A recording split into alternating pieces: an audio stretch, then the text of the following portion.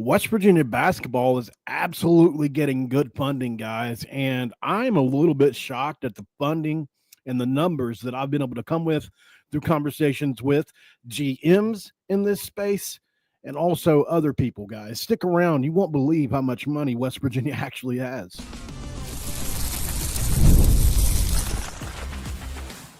You are Locked On West Virginia, your daily podcast on the West Virginia Mountaineers, part of the Locked On Podcast Network, your team every day. Is up, guys? Welcome back in, guys. My name is Mountaineer Paul. Locked On West Virginia. We're back again, guys. Hopefully you had a great weekend / Monday, and as we roll into Tuesday, I'm excited. After I heard about a couple things today, I spoke with a couple guys in the industry, two GMs. Let's just go there. You reach out to enough, you'll eventually get a hold of some, and I had some really interesting conversations with them about what they estimate West Virginia has spent so far on this portal class. This is post-Eagle staff. So, I think it's bigger and it's more than most fans would even begin to think, right? Because the number we hear last year was around 3.5 or something in that range for Darren DeBreeze and company. And they're about to double that. So how is this happening? Why is this happening? Well, those are two different questions, honestly. And I don't know the how portion of this, but I do have a breakdown.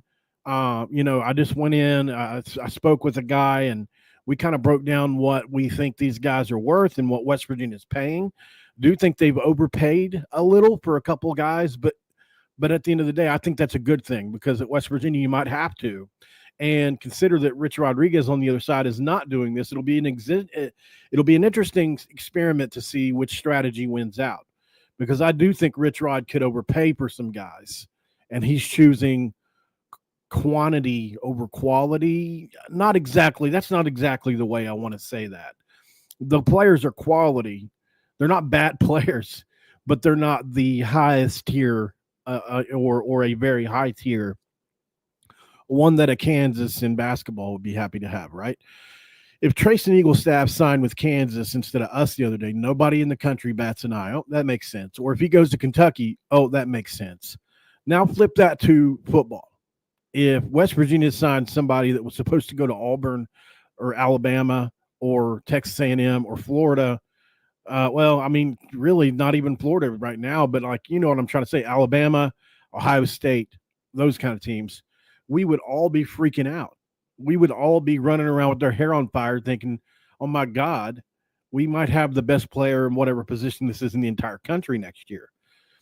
So I think, we're not really, first of all, commending this coaching staff for what they're doing right now, because that's not only one player that they've done that with.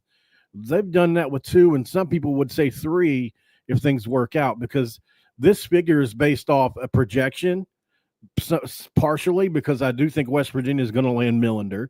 We're going to talk about that in the next segment more. I have an update. I'll share a screenshot. You know how I get down. We always provide proof here and there when we can. And so I don't know that anybody else in the media space is talking to Marcus. If they are, Smurf, Millender, if they are, I haven't seen anything shared on it. I'm not saying nobody is, but I'm saying I'm going to share what I've spoke with him about. And I think you'll be pleasantly surprised to see that. So based on that, consider that Millender or Smurf Millender is a player in the realm of Honor Huff, right?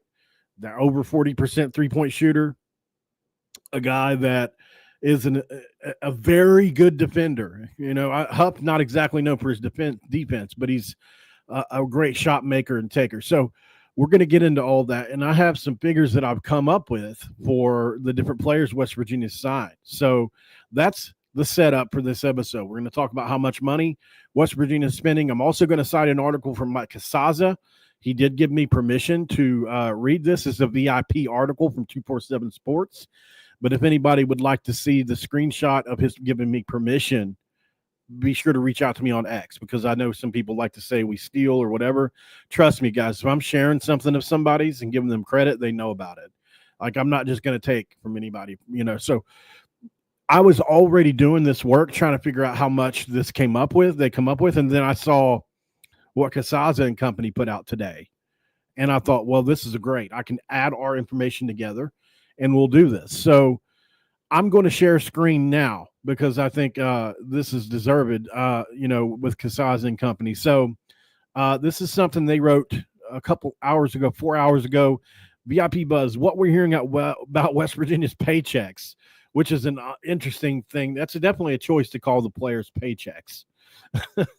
It's the truth. It's the truth, man. So how much more can West Virginia do to enhance Ross Hodge's first roster? Tough for us to answer, or until we know what the Mountaineers have done so far. We tried to get to the bottom of that. We wrote yesterday about the price of doing business as the portal closes, and we can safely assume West Virginia spent a lot of the $5 million we believe was available for signing players. That was one line in a story about something else, but it generated some feedback. So let's make a story about that one line, which what have the Mountaineers spent? Well, we talked to 3 people yesterday. 1 consults schools and 2 are on staffs at separate schools. The conclusion, they believe the Mountaineers are already over $5 million. At least that's what I say their transfers are worth. What we spend is up to them. And that's the part of a lot of teams are struggling with. Good place for a quick disclaimer. We don't know what West Virginia has paid. We have what NIL knowers believe to be a fair expectation. Need to be generic here and hide some details because I don't want to put anyone out on their processes. It feels like ranking and evaluation methods are proprietary. Everyone has their own way. One specific person, one used ranges, one used approximation, the results. The specific person that said West Virginia added $6.3 million worth of transfers in total. They paid if the total amount they paid was significantly lower than that, then they got really good deals on that collection of players. One person used the range, and I'm just going to go ahead and paraphrase the rest of this. This one here says between 5.55 and 6.15 million. And I think there was one other one, 6.2 million. So that's why I have the 7 million number up there partially. The other is like I said, you guys, if you think about it hard enough, you can probably guess who I talked to, right? Like there's really only so many GMs that I know that you would know about, right? So we don't have to really, it's not rocket science to figure out where I reached out to try to figure this thing out, right? So anyway, let's get off of there and let's break this down a little bit further because I have something for the breakdown. So based on the incoming class of 25-26 and including Marcus Millender, because I do think they're going to land him, guys, I've got the total estimated value right now at about 6.8. I think that's close to where they're at, maybe 6.5. If you assume Trace and Eagle Staff got $1.5 million, if you assume Honor Huff got between 1 and 1.2, you assume Brennan Lorient, who is a very high sought after big guy, a 3-and-D player to the max, $800K. You got a 7-footer in Harlan Obioa. Those don't grow on trees. Spetty Federico is commanding $1 million right now, guys, on the open market. Harlan Obioa, $700,000. Jasper Floyd, I think he's in that $500K to $600K range. Chance Moore, I think he was probably $700K-ish. DeAndre Thomas, I've got right around $70K.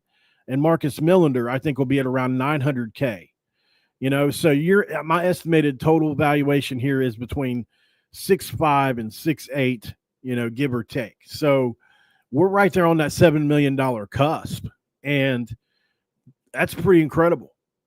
I think considering the job's not done yet, where's this money coming from, guys? Because I don't know. I'm not saying I'm mad about it, but I'll tell you what somebody told me, and this is a flat-out honest truth. He said, let me tell you this right now. I don't think – I'll quote this guy. He said, I don't think Rich Rodriguez was not his very first choice. It's well known, right? We also know that was some donor backlash when he started to go towards Kotelnicki, and especially after he interviewed Brian Hartline, right? So I think that Rich Rod was right there in his top 5, but I don't think it was, and I don't think he thinks that Rich Rod can't do the job. I'm not saying that either. I'm just saying that I think he was pushed to Rich Rod maybe a little sooner than he was ready to get there. I could be wrong. I'm not saying I'm 100% correct on that, but I think that's my belief. He wasn't going to do that in basketball. And so he's in a situation here where he had to get this hire right. I think that's why we saw him go direction with somebody he knows, somebody that's up and coming, somebody that all his friends will vouch for in the basketball industry. And I think that's why Ross Hodge enters Morgantown. Let's go to break really quick, guys, and I'll finish that thought because I think it's an interesting conversation. Stick around. And this episode of Locked On West Virginia is going to be brought to you by Prize Picks. Baseball season is in full swing, and there's no better way to get in on the action than with Prize Picks, the best place for daily fantasy sports. With Prize Picks, you're going to use more or less on at least 2 player projections, and if you're right, you can win up to 1,000 times your cash. With their strikeouts, RBIs, first inning runs, Prize Picks keeps every game exciting, guys. You want it fast and simple? Well, you can set a lineup in less than 60 seconds, and when you win, you pay your payout is even quicker, safe, and secure. I always take advantage of Taco Tuesday. That's where Prize Picks offers discounts on select player projections for even more value. Download the app today and use code LOCKEDONCollege for $50 instantly after you pay that first $5 lineup. That's code LOCKEDONCollege for $50 instantly after you play your first $5 lineup. Do it at Prize Picks. Run your game. It's segment 2. Let's crack a do, guys. Talk a little bit about as we crack our do's. I can hear the collective as you guys crack your do's or whatever it is you're drinking. I mean, I don't know. Somebody might be drinking a Steve Weiser. So I was finishing a thought about Rich Rod and Wren and how I think he was not going to take any chances like a Will Wade, right? Who would have been a great hire, or Richard Pitino. Probably been a great hire. You can't guarantee how it's going to work out. Somebody everybody was vouching for is Ross Hodge, a guy that's had success at North Texas, could bring some of his class with him. And whatever you want to say, guys, I don't know where the money's coming from, like I said. You know, I love Mike Oste and him talking about the unrest with the donors. I don't think he lied about that.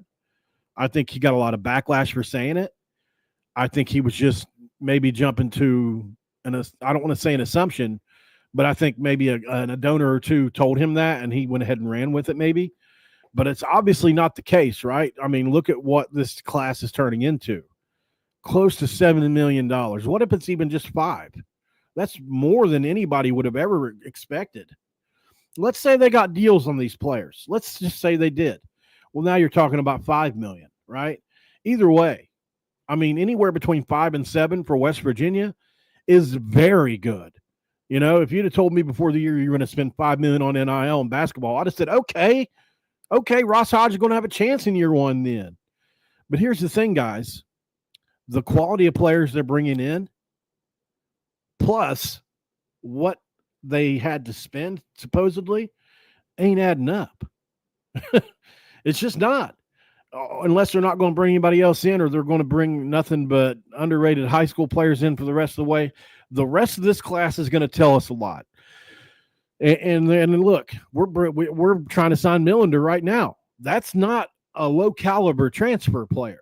That's a guy that shot 43% from 3, can get into the lane like nobody's business, and is an excellent defender. You know, this is an upper 6 figures kind of guy. So what's going on in Morgantown? Somebody tell me, because I'm excited about it, guys. And another thing is football can't be broke, right? Because if they were, sure as hell wouldn't be getting beat out by basketball. It's just per player, you're going to get more money. That's just the way it is. Rev share kicked in, I believe. I'm not exactly sure how that all works, but we're told it kicked in. I don't know. Let's assume they had the full 20. Maybe Wren said, look, women's basketball is taken care of. All our other sports are going to have to be all right for 1 year. We're giving it all to basketball. I don't know. But what I do know is if they sign Smurf, and let me just go ahead and show you my talks with him, because I told you I would. So I think I shared this screenshot with one other person today, so it's not anything major, but let's go.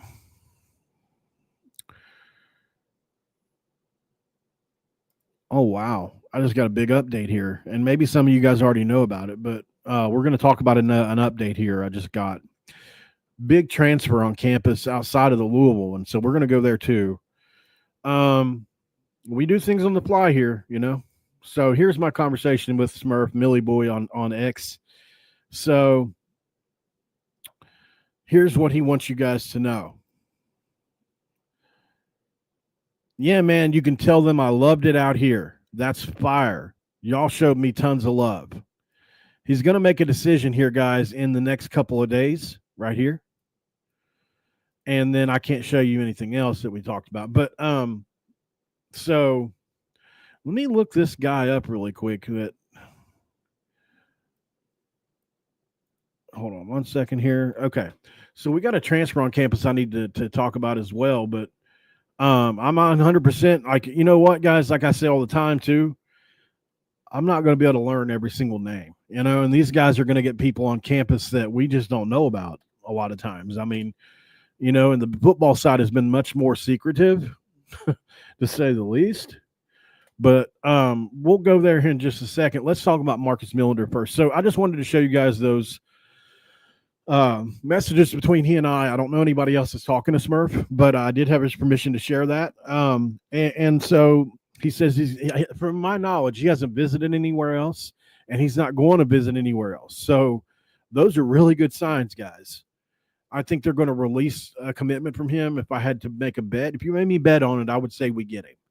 That pushes us up over 7 guys, in my opinion, or close to 6'5", right?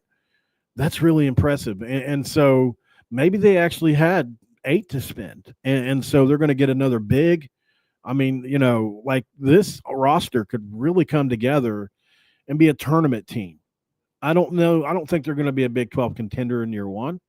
But, man, if they can make some noise in year one, what are they going to get next year? I mean, this has been truly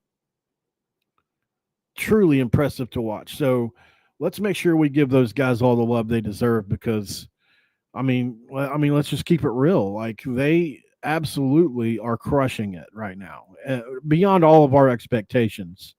I think it's fair to say. So let me see if I can do this. Or I'm just going to take a shot in the dark here and ask for a breakdown from ChatGPT from this guy. Okay, Oklahoma. So we got somebody on campus from Oklahoma, which is in and of itself is exciting. It's hard with one hand. Josh, I want to say Isosa. So that's going to be interesting. We'll see exactly what he's got going on here. All right, so here's what I got on him.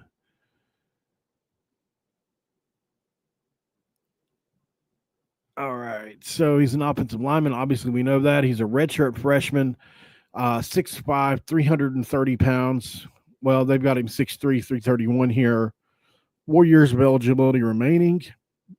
Looks like he was a 4-star prospect. Interesting. Doesn't look like he's played any. But here, I'll have to do some more study on him, guys. For sure.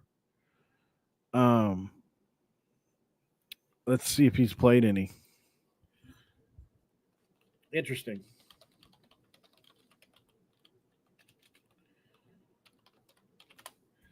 And he was probably a cut, obviously, at Oklahoma for sure, because, I mean, as a redshirt freshman, they're just, unfortunately, those are the guys that get cut. So it says he didn't play in any games for his lone season with the team in 2024, and he redshirted as a true freshman. So he preserved 4 years of eligibility. He did participate in the spring game, and he saw playing time at center, where it was noted for more than holding his own. He was a second-string center behind Troy Everett during spring practices, but he was moved to third on the depth chart after Oklahoma added Stanford transfer Jake Mikula, or however you say his name. So that's what happened. So somebody transferred in, and he was basically knocked down a rung on the depth chart. So I don't know whether or not to be excited about him or not. I mean, he's a redshirt freshman. That's just the way it's going to go. Guys that are more developed, guys that are more ready to play, are going to get brought in ahead of guys like him. But at West Virginia, he could come in and compete, right? So I think it's exciting. I don't think it's not exciting. So let's go to break. On the other side, we'll talk about we'll put a bow on this episode and talk about are there any other names West Virginia's dealing with right now? Well, I think there's one we haven't talked about. We'll stick around. And this episode is going to be brought to you by Game Time, because there's nothing like the atmosphere of the NBA playoffs, guys. And every bucket, every defensive stop, every moment feels huge. It's electric in the arena, and with Game Time, you can be part of it without the stress of last-minute ticket hunting. Game Time makes it fast and easy to get playoff tickets, even when the demand is high. Prices, as the app actually go down as tip-off gets closer, believe it or not, and their last-minute deals can save you up to 60%. Last-minute deals can save you up to 60%, like we just said, and that means the all-in pricing feature means no surprise fees at checkout, and what you see is what you pay. Take the guesswork out of buying tickets with Game Time. Download the Game Time app and create an account and use code LOCKEDONCollege for $20 off your first purchase. The terms do apply, but you create that account, redeem the code LOCKEDONCOLLEGE for $20 off, and download the Game Time app today. Last-minute tickets, lowest prices, guaranteed, and ask yourself the question of questions. What time is it? It's game time. All right, guys. So this is a very interesting episode of Locked On West Virginia. I think there's a lot of meat on the bone here from what we've discussed. If you're just joining in, first of all, I'd ask you guys to like the video, please. Subscribe to the channel if you're new around here. Absolutely. Might crack the Sprite. That's good. And share the video out. I think that's the one that happens definitely the least. Also, the Discord link is in the chat. They all knew about Smurf a couple hours ago, well, about an hour ago, or before they knew about it early. So if you want to hear the intel that I get early, join the Discord. It's free. It's just like follow me on here or on X or anywhere else you may follow.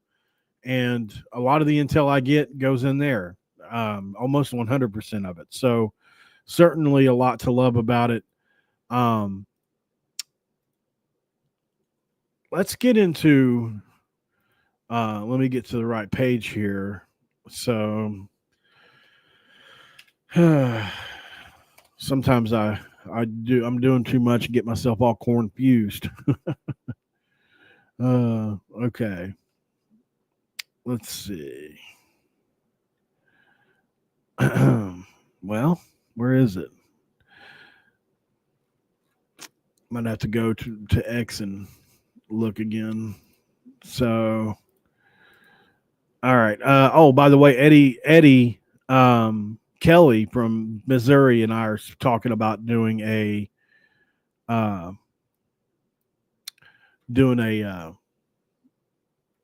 interview. So Darius Thomas from Louisville is on campus right now and would be an absolute banger of an ad. I think on my meter of impact, he would be close to a 50. I'd probably have him at like 47, 46 in the impact scale. I think he's a terrific linebacker. He's got great athleticism. He would be a perfect middle Mike linebacker for us guys. I'm not calling for Reed Carrico to get benched or anything like that, but I would love to have some more competition in that room. Absolutely. And I think in this case, this is one of those ones where we just can't pass him up if he's going to commit to West Virginia. And I'm not saying 100% that that's going to happen, but man, you look at what he did at Louisville last year. Let me pull up the numbers here. Hold on one second. Let me get the numbers pulled up here. One sec. Let me type the name in.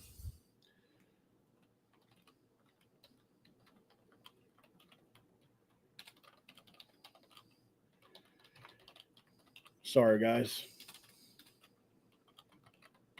Okay, so Darius Thomas last year at Louisville had a really big year for them, and I really like him as a player. Like I said, super athletic dude. So he's 6'2", 220 pounds. He's from Miramar, guys. We've had great luck at Miramar. So he started in 12 games last year. He had right around 60 tackles, 7 tackles for loss, 4 sacks, a forced fumble, 1 fumble recovery, and just, a really good player. I really liked him when I checked out his tape, which was only highlights, to be honest. So I haven't been able to actually study him just yet. But I mean, just looking at him moving on the screen, really great athlete. And I'm excited about him, man. I hope West Virginia lands this one, guys. This would be a big one. Because it's no secret, like their linebacker room is they're telling us by who they're going after, that's what they need to get, right? So definitely excited about that one. Also, guys, he's on campus right now. How could he sign with Oklahoma State? I mean, if that's the case, they wouldn't even mess around with him, and I don't think. I mean, unless they're flipping him, but I mean, unless I'm reading the wrong chat. Somebody in the chat said Thomas signed with Oklahoma State, but if that's the case, then you guys could be talking about somebody else as well. Reading the chat and trying to do this at the same time, it gets me a little confused sometimes, guys. So anyways, this would be a big one. There's also another guy on campus right now, wide receiver from South Carolina State. Went and watched his tape as well. Let me get his name for you guys. 1 second here. I wasn't planning on talking about these yet, but may as well. So, let's see. That's Darius Thomas. Well, somebody might know the kid's name from South Carolina State. I'm trying to look and see. I can't remember where I had this conversation or who with. Let's see. Maybe it was there. I don't know. One of you guys in the chat may know who it is, what his name is. The South Carolina State wide receiver transfer is on campus right now. I don't have his name right in front of me. Apologies for that. I just saw it right before I came in here, so I hadn't had a chance to actually look into him a lot. I went ahead and watched like 5 minutes of tape on him just to see like highlights on his X page. And let me see, maybe if I type in South Carolina State. Oh wow, Boogie Fland entered the portal, guys. That'd be the best player in the portal now. South Carolina State wide receiver. Let's see if that pulls it up. Every now and then you can get lucky. Nope, that didn't show. That didn't pull it up, unfortunately. Oh yeah, there it is. Justin Smith Brown, and I got him right here. So here's what we'll do, guys. Since we have it pulled up now, I'll go ahead and pull up his tape that I had. Just to let you guys see what he looks like, because I'm impressed with him personally. Looks like he's got some real speed to him. He's got a little shiftiness to him for sure. I think he'd be a great add in the receiver room. I just don't know everything about him just yet. You'll see. So here he is right here, number 6, way out in front of some people. Not exactly sure the size of him yet either, but you can certainly see a good player. Looks to be anyways. There's some pretty good speed, great catch out in the open. Good hands, it looks like. And he's real shifty as far as, like, I'm a big fan of guys, that aren't just straight line speed. I like guys that can shift around a little bit as they're running, So, and this kid's got some of that. So I like him. Not exact. I mean, Richard talked about wanting to get more speed. There it is right there. Guys got good feet. Like that was a pretty good move right there. Whoop, whoop. That move right before that move right there got him to look at that guy. He's leaning, isn't he? Got him. So, this is a guy that Rich Rod and them can throw bubbles to, like a Jock Sanders type, man. You can see they've gone after a few of these kind of guys. So I really like it. We'll see if he ends up in Morgantown. Certainly. His only other offer that I could see was like it was not Power 5. So you can get that one of two ways. Rich Rod and company are scouting their own kind of players that they like out, and be damned what anybody else thinks. Because, like I said,